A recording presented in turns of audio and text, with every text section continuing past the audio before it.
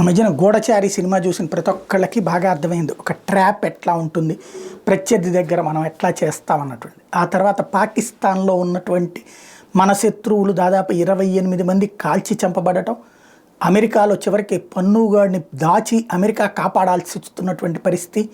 అదే సమయంలో అక్కడ ఉన్నటువంటి ఒక తీవ్రవాదిని లేపేయటం, కెనడాలో లేపేయటం, బ్రిటన్లో చచ్చిపోవడం, ఇట్లాంటి దాంతో అర్థమైంది భారత్ కూడా అఫెన్సివ్ టాక్టిక్స్ ప్రయోగిస్తోంది అన్నటువంటి.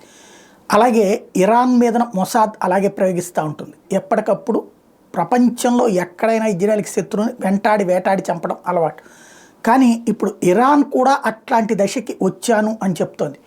మొన్న ఇరాక్లో ఉన్నటువంటి మొసాద్ కార్యాలయం మీద దాడి చేయడం ఒక ఎత్తు అయితే, ఒక మొసాద్కి సంబంధించినటువంటి ముఖ్యమైనటువంటి అధికారిని చంపేశామంటూ ఇరాన్ ప్రకటిస్తోంది. Iran's strike in Iraq killed a man with a close connection to Israel's Mossad.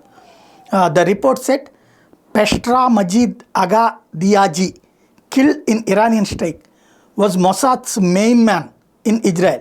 The building that was reportedly destroyed in the strike was also owned by Diaji. ఇది మొన్న ఏదైతే మొసాద్ కార్యాలయం ధ్వంసం చేశామని ఇరాన్ చెప్పిందో ఆ భవన ఓనర్ అయినటువంటి దియాజీ అందులో చనిపోయాడు. అతను ఇరాక్లో ఉన్నటువంటి మొసాద్కి చీఫ్ అన్నటువంటిది ఇరాన్కి సంబంధించిన మీడియా ఫోకస్ చేస్తుంది.